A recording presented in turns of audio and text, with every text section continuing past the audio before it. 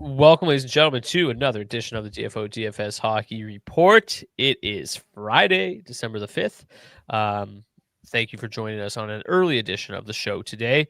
I've got some stuff to get to this afternoon, so I was tied up during our regular show time, which is why we're doing it earlier today. So I grinded last night, got the charts ready for this morning, so don't get used to this. I'm not staying up late every day just to do the show at 1 p.m., but it is nice. We should all have plenty of time to build our lineups this evening. I particularly love this 5-game slate. I don't know how you feel about it, Zach. I think it's going to be a really fun one. And yeah, we've got,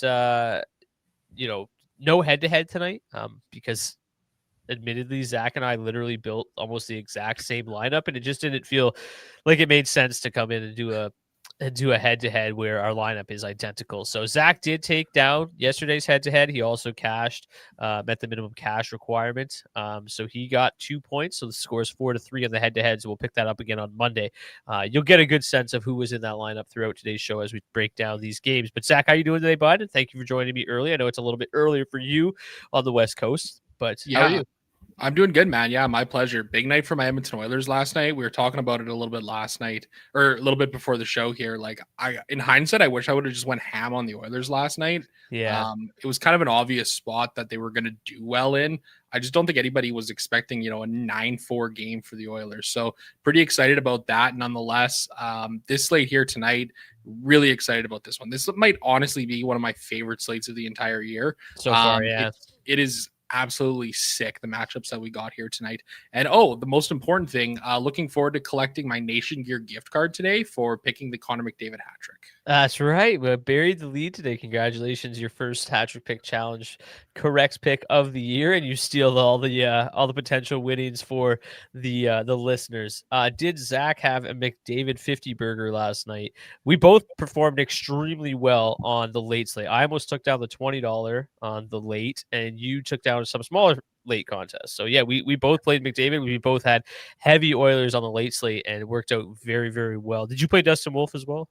I did play Dustin Wolf on the late slate. That ended up being a great play too. Philip Gustafson, I had a good amount of him, which sucked. But I even on the main slate, I played quite a bit of Wolf last night. I just felt like it was a nice kind of hedge spot against some of that Gustafson ownership. So yeah, things worked out pretty well. Like even on the main slate, like I had a couple of McDavid lineups and like Oilers power play onslaughts that like really helped carry the load for me on the main slate. So all around, it was a pretty great night last night.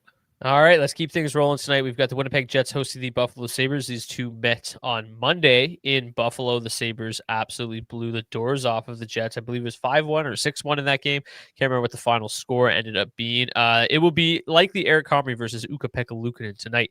Jacob Markstrom gets to start for the New Jersey Devils. Unclear who starts for the Vegas Golden Knights at this point. We're projecting to see Carter Hart. Wouldn't necessarily be shocked if they go back to him, but again, just starting to get back into the swing of things, so maybe give him a breather this evening. And Akira Schmid, likely, he's played pretty well, so could be either of those two. I don't think, like, from your perspective, like if you were planning on playing the Golden Knights goalie tonight, like for me, it doesn't feel like it matters that much whether or not it's Schmid or Hart. You feel similar?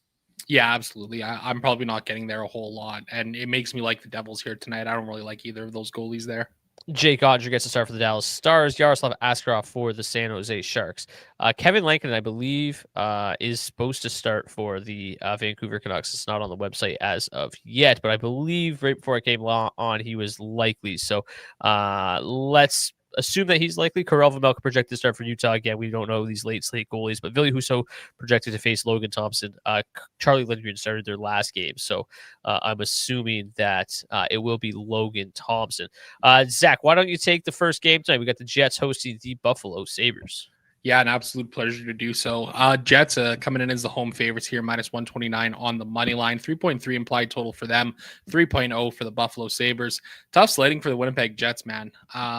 Continues to be a Winnipeg one or bust situation in terms of the DFS streets. These offensive and defensive metrics really for this team have really struggled. Buffalo's really interesting because it really feels like they're starting to turn the corner. We've been talking about it all week here. This team is finally healthy, and they've got three lines that are fairly formidable.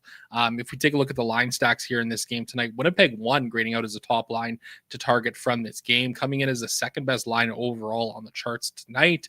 Buffalo 2 coming in close behind at 9th overall, Buffalo 3 at 14th, Buffalo 1 coming in at 18th overall.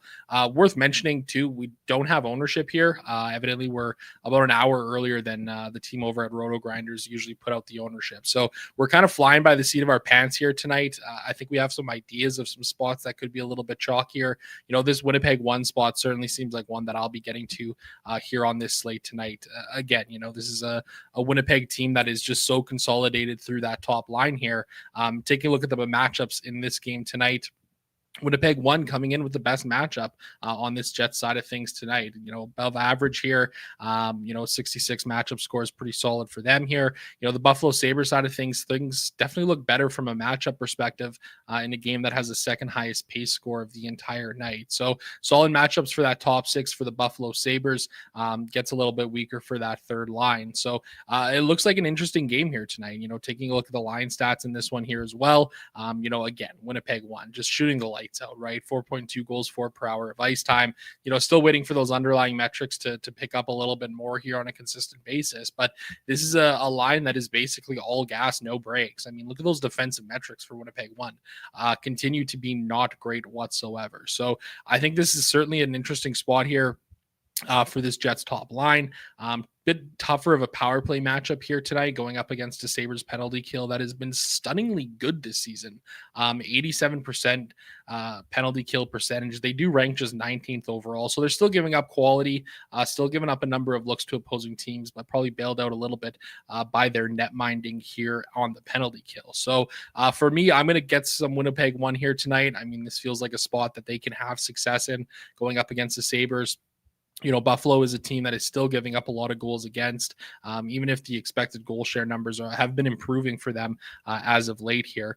On this Buffalo side of things, I certainly like the idea of getting to some ownership on these guys as well. I just don't know entirely where to go. And I think this might be the issue we start to run into a little bit with this Sabres team is just the fact that, they've got three pretty balanced lines here, right? That top line of Tage Thompson, Josh Norris, Zach Benson, second line, Jack Quinn, Jason Zucker, Ryan McLeod, and that third line isn't even all that bad with Alex Tuch, Josh Doan, and Noah Ostlund there. So I certainly think that I want to get to some of the Sabres tonight, especially with the goaltending situation that Winnipeg is dealing with without Connor Hellebuck. Eric Comrie is at $8,200 tonight. Certainly one of the more expensive goaltenders, second most expensive goaltender on the slate, mind you, and certainly a guy that's been gettable. He's been admirable. He's trying his best out there. But it's certainly been a bit of a struggle for him. So I've got interest in the Sabres side of things tonight. I don't know if I necessarily have a big lean one way or the other. I think for me personally, I kind of like this mini stack of Jack Quinn and Jason Zucker from the second line the most. I'm comfortable leaving Ryan McLeod off of there, but just really nice value options at $3,500 and $3,900 for these guys. I'm okay getting up to some of this top line as well, especially around Josh Norris and Tage Thompson, and even on that third line too. Some Alex Tuch, Josh Doan mini stacks are certainly going to be viable on a fairly regular basis. So I think for me, now that I've kind of talked through it a little bit, I think the mini stack option for the Sabres side of things is probably where I'm most comfortable getting to with those three that I've mentioned. Brock, how are you kind of feeling about this game here? Yeah, I think it's kind of much of the same with Winnipeg. I think that top line's in a fine spot. I think there's enough value on this slate to get there. I think especially, on smaller slates, I don't mind I'm sorry. On larger slates, I don't mind fading them. On larger slates, I think it does become a little bit precarious, just because they've shown to be, able to just take over a slate and absolutely dominate it. So on a smaller slate, I do get nervous about kind of being left by the wayside. Although I don't necessarily think this is the best spot ever. The Sabres are still pretty gettable. 21st in terms of 5v5 expected goals against. The expected goals against numbers on the penalty kill, are just horrific. But yeah, just the goaltending has just been insane on the PK, which is not really sustainable over an extended stretch. So I'm not that concerned about the power play. I won't play the depth pieces of the Jets, but I do think that this top line is in a pretty good spot. Obviously, they grade out number 2 overall, so definitely reason to play them. Not going to get to the depth, but the Sabres I really like tonight. I think the Sabres are in a terrific spot. Comrie has not played well. It's a Jets team that's really struggling defensively. The Sabres grade out just absolutely fantastic at both 5v5 and on the power play, both within the top 5 or the top 10. And the underlying metrics for this top 9 are all very good. For me, I agree. I've been talking about this Zucker Jack Quinn mini stack for about a week now, and I've been playing them a ton, and they've been really, really good. 3.87 expected goals for per 60. They've scored 4.6 actual goals for 60. Per 60, excuse me, and that's in 77 minutes. So it's the sample's starting to grow, and the numbers are remaining extremely strong for that trio. Again, I don't know how much I love the McLeod offensive upside. If you need some sour relief at center in that lineup, I don't mind including him, but he'll probably come in at about 1/3 of the ownership of what I've got on Zucker and Quinn. So they would probably be my number 1 option from Buffalo. But then I agree, like, again, super, super small sample size, but the early returns so far for the Benson, Norris, Tage Thompson line have been simply fantastic. And then even this Ostlund, Doan, and Tuck line, the underlying metrics for them, 4.2 expected goals, 4 per 60, and a very small sample size, but they've played very well over these last couple of games that they've been together, and I think that can continue against a Jets team that's really not having a good time right now. So, I think if I had to rank them, I think Buffalo 1 obviously has the highest upside, but in terms of like value and upside, I think Buffalo 2 is my favorite, Buffalo 1 is second, and then Buffalo 3 is my third favorite. But yeah, I think that I'm going to get plenty of exposure to the Sabres tonight. I'm, again, a bit tricky to do this without ownership. If they end up coming in lower owned, I think Buffalo is a very, very good option tonight. I think that they probably will come in a little bit lower owned. I mean, let's just take a look at the implied totals. I mean, they're the 3rd lowest implied total in the slate. And I think one easy way typically to take a look at what ownership is going to be is to take a look at projections, because that's where the optos are going to be jamming people in. So you're going to see a lot of Dallas tonight. You're going to see a lot of Winnipeg. Vegas 1 will be popular. If you take a look at the value plays, like, I imagine that Vancouver 2 might see some ownership tonight. Usually projection will help you at least get a soft gauge for ownership tonight, and Buffalo doesn't necessarily project all that well. So I do think that they'll probably come in lower owned. Do you have differing thoughts on potential ownership here for the Sabres? Yeah, I mean, I think we're probably going to see a little bit more towards that second and third lines. I think solely just due to the fact that they are a bit of a better value option as a whole, right? I mean, Buffalo 1 coming in is the 5th most expensive line on the slate. I still think that there's some people that are kind of, a little hesitant on playing guys like Tage Thompson and Josh Norris here right now. And I think especially when you look at the Sabres team, just seeing that value that you have on that second and third line with guys like Quinn, Zucker, Tuck, and Doan, I could see a little bit more ownership coming that way. And I mean, for Winnipeg, I don't really see any ownership coming in on anything besides that top line for the Winnipeg Jets. They keep things nice and consolidated there. You're on mute, Brock.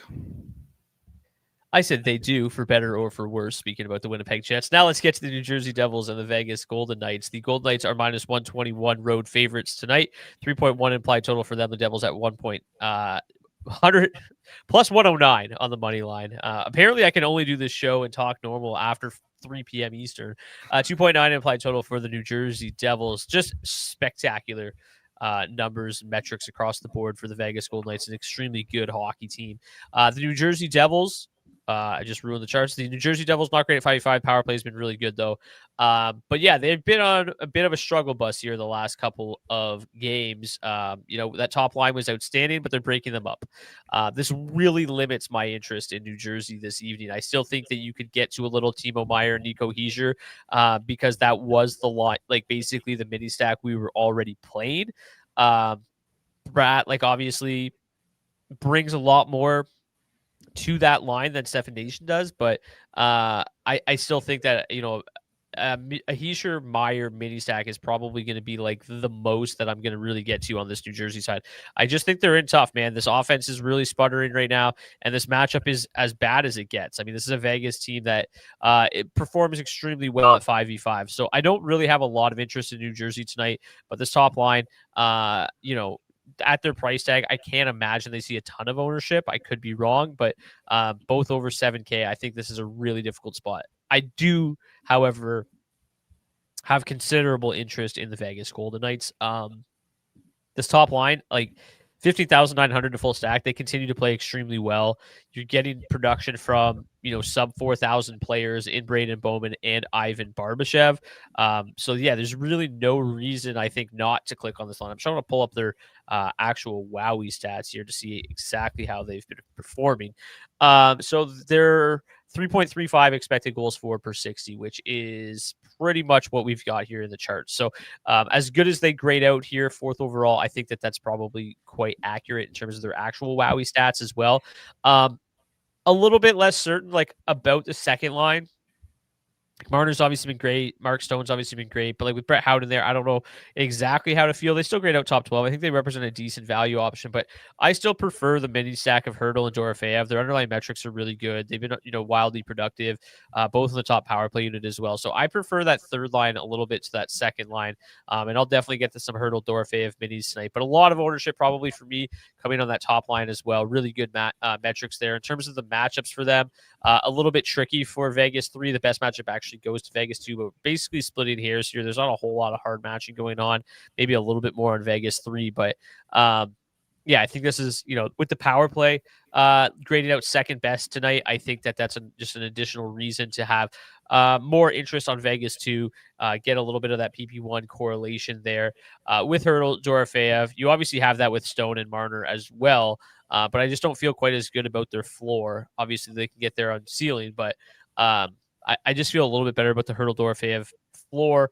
But the Marner Stone, combo, if you feel like getting there, I certainly wouldn't fault you. So kind of a long-winded way of saying I have a lot of interest in the Vegas Golden Knights tonight and very minimal interest in the New Jersey Devils side of things. And this power play matchup grades out tremendously well. Third best power play up against the 24th ranked PK, although they've got really good goaltending on the PK this year. I like Vegas a ton tonight. You did say you are a little bit interested in playing New Jersey at the top of the show. Is that still a route that you think you're going to go tonight? Or are you also on the Vegas train? Admittedly, at the time, I didn't fully realize that the lines had changed up for the Devils, so that kind of changes things a little bit for me, for sure. Also the fact is that like it's a really rough power play matchup for the Devils here, going up against the number one ranked penalty kill in the league. So Vegas is also a team that's fairly disciplined, only shorthanded 2.7 times per game. So I think for me, like my interest has cooled a little bit on this Devils side of things. I still think I'm going to get there a little bit just because of the goaltending on the Golden Knights side of things. I mean, I'm not a believer in any of the goaltenders that they have on their team here. So, I'll probably get a little bit of ownership that way. But I think one of the biggest concerns that I have from playing the Devils here tonight is just how good defensively the Golden Knights have been as of late. Over their last 10 games played, they've only given up 22.4 shots on goal or shots against per hour of ice time. That is second best in the league, only to the Carolina Hurricanes. So the Devils are a good volume team offensively. They've also been giving up a lot defensively. So I just feel like this is a bit of a tough spot, especially with this line change. I really don't like it. I mean, I think I'll get there a little bit, in my 20 max tonight. Like, I think it's reasonable to throw 5-10% ownership as a whole towards this Devils top six, a little Meyer Heischer, a little Mercer Bratt. The nice thing is those guys do correlate on the top power play unit, even if it's not a great spot tonight. But I do have more interest in this Vegas Golden Knights side of things. But admittedly, I don't have a ton of interest. I mean, I think for me, like I've largely been a Vegas 1 guy this season, playing that Jack Eichel, Braden Bowman mini stack. Bowman's price tag just refuses to go up. I mean, he's been at the low 3Ks pretty much all season long here, and he has been tremendous. Over the Golden Knights' last 20 games, he's got 1.6 goals for per hour of ice time, 1.5 individual expected goals. That's second on the team behind Thomas Hurdle among all forwards. He's shooting the lights out at like 22%, but man, he's just been absolutely red hot as of late. So I think for me, most of my Vegas interest kind of comes in on that top line around Eichel and Bowman. I don't hate the idea of getting to some of these depth pieces. The Stone Marner, the Hurdle, the Dorofeev. I think those are fine options. I mean, I just kind of feel like it's a tough team to kind of fully buy in on because that offense does get spread around off like you know what I mean? Like that's kind of the issues. It's just like you don't really know who's going to score on a regular basis. And even if you look at the line stats, that third line only 1.8 goals for per hour of ice time. So I just don't know how confident I am in these depth pieces. But in the same breath, we've targeted goaltenders on the Devils all season long. Jacob Markstrom gets the start. He struggled against the Golden Knights in his career, 6 wins in 18 games played, 1 shutout, 326 goals against average, and a 900 save percentage. So I'll get there on some ownership for sure on this Golden Knights side of things. But I think from a whole, this is probably going to be one of the more lower owned games on the night. It really feels like some people are going to be kind of gravitating towards these other games, especially the last 3 that we have on the slate here. Yeah, I have I put together like a player rating, offensive player rating that kind of combines offensive on ice expected goals for, those offensive driving plays per game, and individual expected goals for per game. Unsurprisingly, Jack Eichel top 10 in the league and number 1 on the Vegas Golden Knights. But you might be surprised that Tomas Hertl is 13th best in the league and Dorofeev is 41st. And they both seen pretty unfortunate times this year in terms of goals scored below expected while on ice. You're looking at 7 goals scored below expected for Tomas Hertl and 11.5 goals scored below expected for Dorofeev. So I think some positive regression is going to set in for those two with as good as their underlying metrics have been. Whether or not that all kind of comes to a head tonight, we'll see. But let's get to the Dallas Stars as they host the San Jose Sharks this evening. Yeah, the biggest favorites on the slate tonight are the Dallas Stars, minus 265 on home ice. Massive 3.8 implied total for them versus the San Jose Sharks' 2.4. Seems like a fascinating spot here for the Dallas Stars, right? I mean, this is a team that we've been playing quite a bit of this season, and this certainly feels like another one of those spots that I'll be getting to a lot of tonight. Taking a look at the line stacks in this game, Dallas 1 grading out as the best line to target in this game as a whole, 7th best on the charts, or actually, sorry, Dallas 2 is slightly ahead. Target, slightly ahead. Sorting issue on my version of my chart, so my bad there. But Dallas 2 coming in 6th overall on the slate tonight. Dallas 1 close behind at 7th. Got the San Jose Sharks' second line coming in at number 20, and the Sharks' top line coming in at 22nd overall. Play the Dallas Stars. I mean, this seems like an absolute smash spot for them. The matchups aren't necessarily tremendous. Jumping off the board as excellent or anything like that. Dallas 1 does come in with the best matchup for the Stars side of things. That Wyatt Johnson, Rantanen, and Sam Steele line look to be in a really good spot. I think it's worth mentioning that this game does have the lowest pace score on the entire slate. There hasn't been a ton of volume from the Dallas Stars nor the San Jose Sharks in terms of shot volume as of late here, but Dallas still creating a number of quality chances and still just shooting the lights out. At 5-on-5, shooting 15% over their last 10 games. On the power play, they're shooting 17%. It's been an absolute heater for this Dallas Stars team, but it seems like an absolute spot that I'll be getting back to. Looking at the line stats here for this Dallas Stars side of things, I think you can kind of see why. Maybe the matchups aren't so tremendous for the Dallas Stars. They're kind of struggling at 5-on-5. I mean, there's not been a lot of volume there. Look at those Corsi 4 per hour numbers. I mean, they're very low for a team that you really wouldn't think would be, such a low output team like that. They're still generating some good quality. That top line is absolutely shooting the lights out at 4.6%. But for me, it kind of comes back to the power play for the Dallas Stars. Looks to be in just another great spot here tonight. They come in with the number 1 power play matchup on the entire slate tonight, going up against the Sharks penalty kill that is, 20th in the league as a whole, killing off just 81%. An undisciplined team in San Jose, right? Shorthanded 3.4 times per game. So what does that mean for playing the Dallas Stars tonight? Well, I got a lot of interest in that power play. And you're going to hear it once again from me here and from Brock as well. The easiest way to do it is through these stacks. I mean, Rupe Hintz, Jason Robertson, Miro Heiskanen on the Dallas 2 line, Wyatt Johnson, Mikko Rantanen, both great options to pair with Miro Heiskanen here tonight. So I've got a lot of interest in the Dallas Stars. They're likely going to be one of my higher owned teams on the entire slate tonight, and probably one of the highest owned teams as a whole on for sure. this seems like an absolute smash spot for them once again. The San Jose Sharks side of things, I mean, I guess we just have to keep playing a little bit of Macklin Celebrini, although you're going to probably continue to fade him tonight here as well, like you have been. The heater has been just unbelievable that he's been on this season. I think I don't hate the idea of getting a little bit of this Sharks top line. They've shown that they can, still keep up in games and everything like that. Admittedly, it does feel like a tough matchup here for sure against Dallas Stars team that's very stingy defensively. Jake Ottinger, if he gets a start tonight, certainly doesn't look great on paper, but in the same breath, Jake Ottinger's numbers against the Sharks have been really weird in his career. Games played, he has 6 wins, but he's got 2.97 goals against average and an 876 save percentage.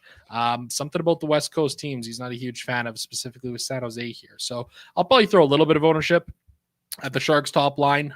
Pretty easy to get to 5% in a 20 max or a little bit more if you're playing more lineups here tonight. Brock, where are you coming in on this game?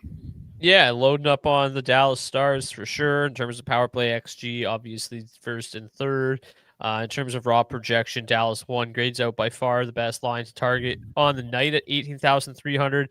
Jamie Benn finally gives them an option to make them pretty full stackable, especially at a cheaper price tag, 18,300. I think that it's not outlandish to expect this to be the highest owned line on the slate tonight. I think Dallas 2 will garner plenty of ownership, specifically Johnson and Rantanen.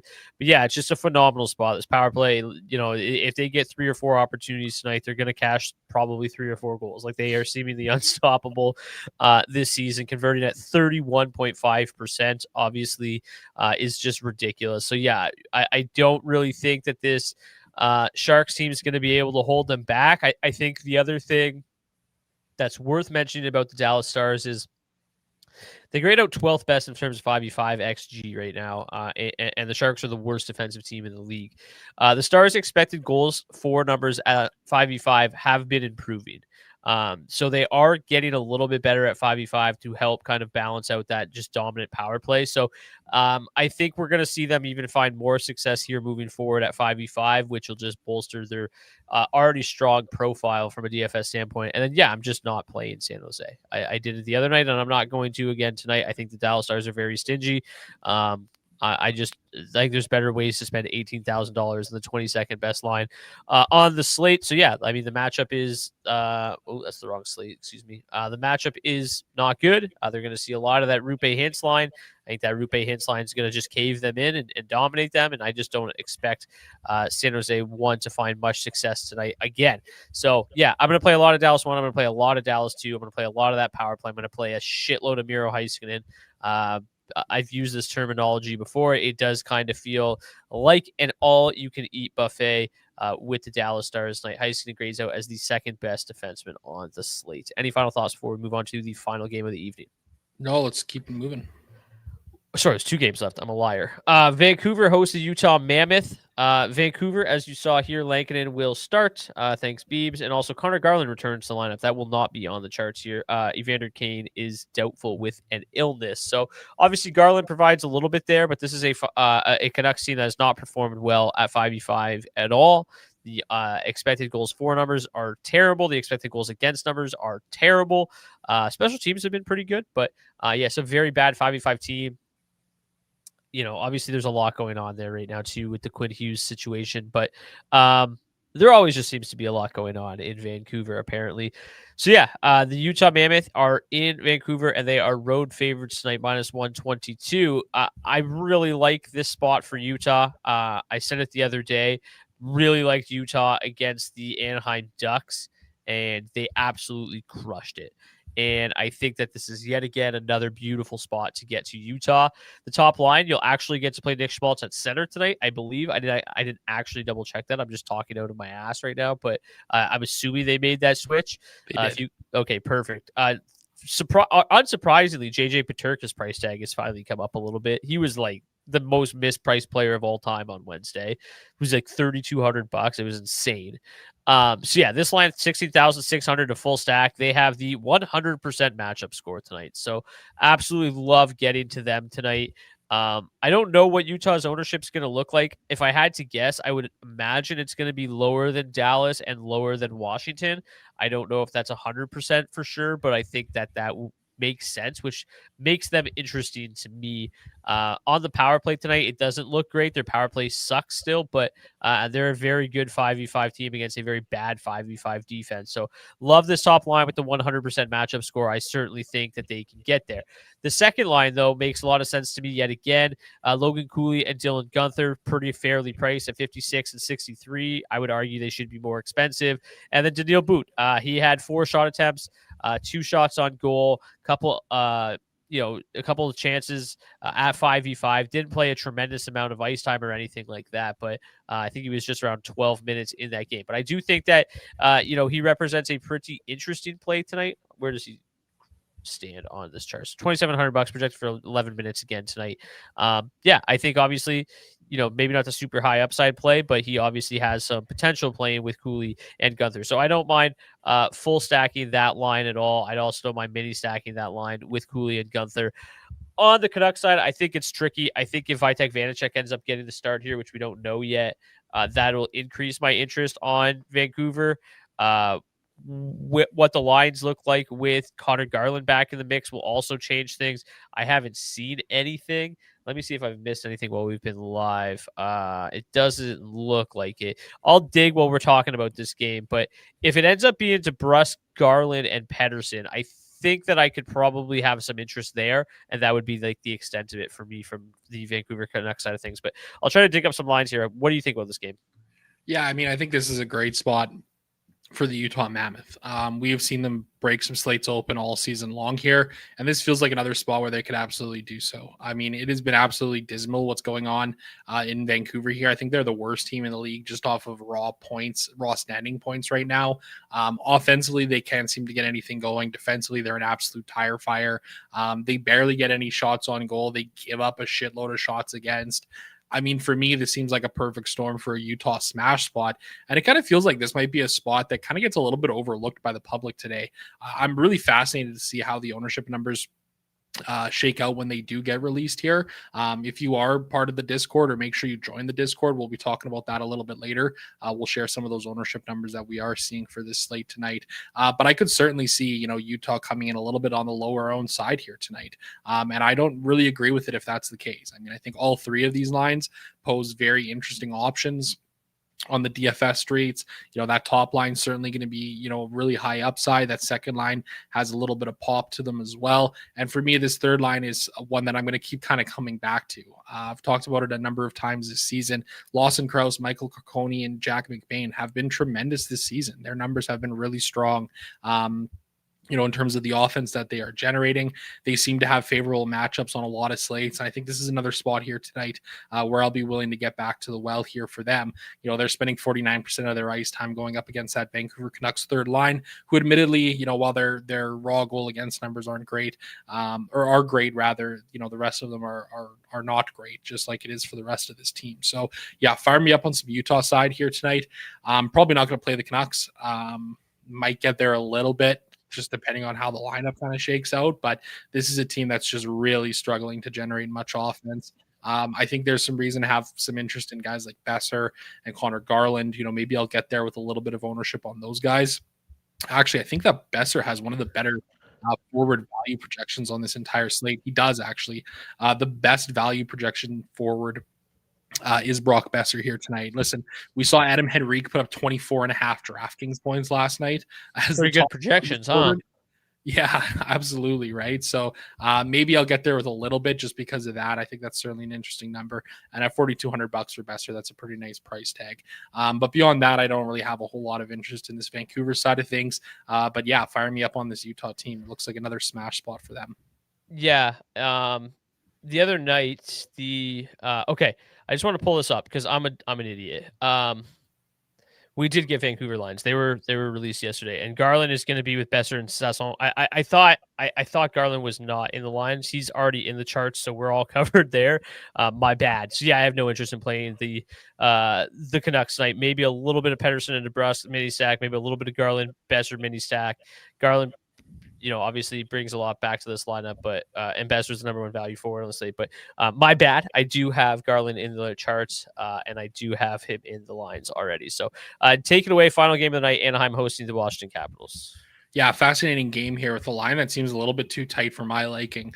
The Capitals coming in as just minus 139 road favorites here tonight. 3.5 implied total for them going up against the Ducks is 3.0 implied total. Kind of thought that we'd see a little bit, a little bit of a heavier line on the Capitals as favorites here tonight because look at these expected goal numbers. I mean, offensively, powerhouse, defensively, powerhouse. Ignore their special teams. Going up against the Ducks team here that, middle of the road offensively, but absolutely terrible in terms of their defensive numbers. Taking a look at the line stacks in this game tonight, it goes about exactly as you'd imagine it. Washington 1 coming in as the number 1 line to target on the slate, not only in this game, but as a whole tonight. Looks like a great spot for them. That second line looks to be in a delicious spot as well, coming in as the third best line to target overall. Connor McMichael getting bumped up to that second line. I really like the look of this second line here with McMichael, Wilson, and Protas.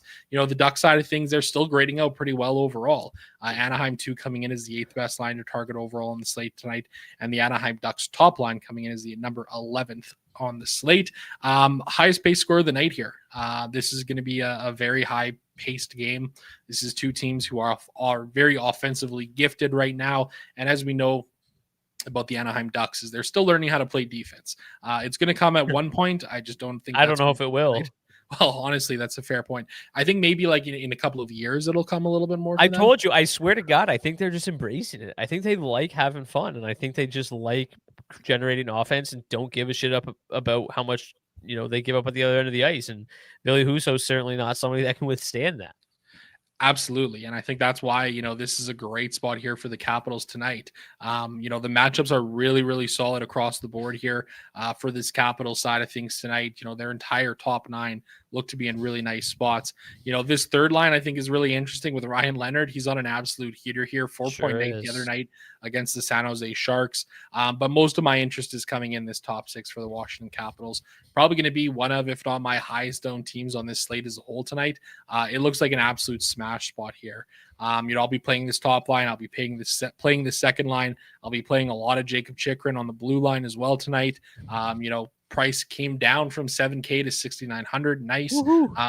And in terms of the Duck side of things, I mean, the matchups are slightly below average for them. But this top 6 is just continuing to chug along offensively at a great clip. I think I've got a little more interest overall in this second line than I do this top line here. Feels like the floor has been a little bit higher for this second line. Feels like Mason McTavish is turning a little bit of a corner here over his last little stretch of games offensively. I've got a lot of interest in this game. I'm probably going to be a lot heavier on the Capital side of things than I am on the Duck side of things, especially with Logan Thompson, the guy who's likely going to go tonight. Obviously been tremendous this season. One of, if not the best goalies in the entire league. He's also been great against the Ducks in his career, 3 wins in 6 games played, 2 shutouts, a 2.07 goals against average, and a 918 save percentage. I imagine you probably got similar feelings to me on this one as a whole. And yeah, the power play is still brutal for the Capitals. However, interestingly enough, the penalty kills for both of these teams have also struggled this season.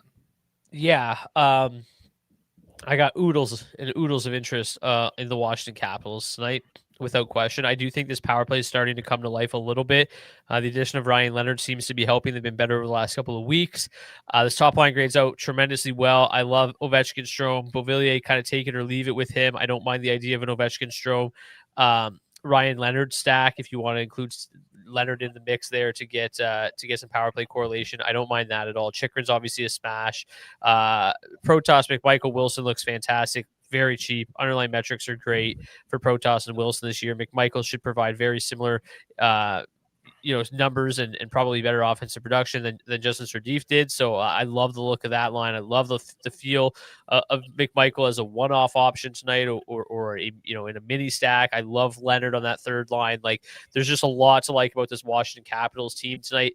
The other night, a lot of people, especially in the Discord, kind of got burned by the late scratch of John Carlson. I think if he's out tonight, Rasmus Sandin becomes a must play this evening. I think he's going to be a great value tonight. I think, a guy like Matt Roy will see a little bit more ice time at $3,300. And in a high event game, that's really where Matt Roy thrives, lots of shot blocking, and then can obviously get involved offensively as well. But yeah, Sandin 2,800, Roy at 3,300. I really like those two as value options on the back end for the Capitals, especially if Karlsson's out this evening. So there's a lot to like about this Washington team tonight. On the Duck side of things, I do have some concerns with how good the Capitals have been defensively. Logan Thompson's literally the favorite to win the Vezina right now. So, yeah, I agree with you. I do think that McTavish has looked a lot better just based on the eye test alone in the last couple of games. And he's really affordable at $4,500, and Seneca at 3,700 keeps the price tag down for that line as a whole. So that would certainly be the line that I target from the Anaheim Ducks perspective, but I don't imagine myself getting to a whole heck of a lot of Anaheim tonight. I do really like the idea of playing Logan Thompson this evening at 8K. I think he's going to be one of my higher rostered goalies because when you take a look at it, the goalies are a little shaky tonight. Like Ottinger, I think is obviously fine, but you've got some volume concerns there. Hart or Schmid, which I do think is pretty high likelihood that it's Schmid, just the fact that he was a former Devil as well.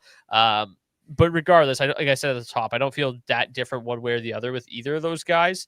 I think both are relatively shaky options. I don't mind them, but not among my favorites. For Melka, I think there's got to be some volume concerns there with the Utah goalie. I also think there's a possibility that it's Vanacek.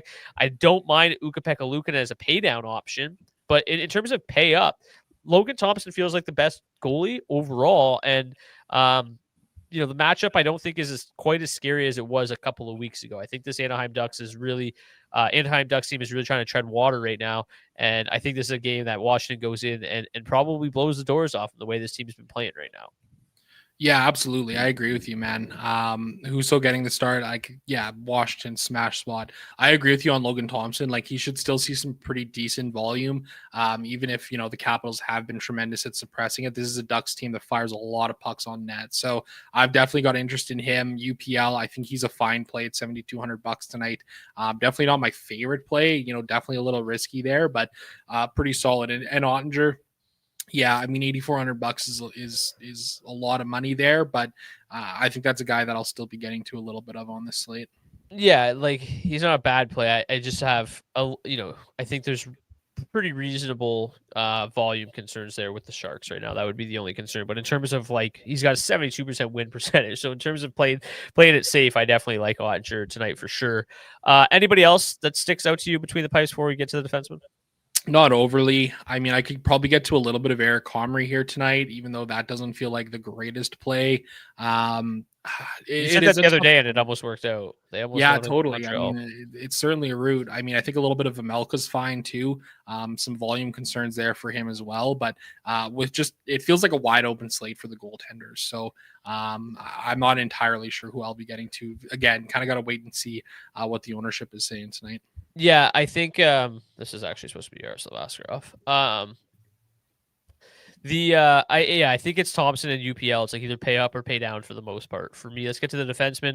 Talked about him a little bit already, but some of the other best values, honestly, like I love Heiskanen at 6K. I think Hanifin remains a really strong value option. Samuelson's obviously been great. Gudis, just a volume hound.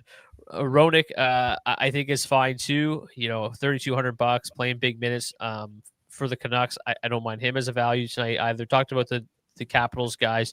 I still think even though it's a tough matchup, Nemec and Luke Hughes are still a little bit too cheap.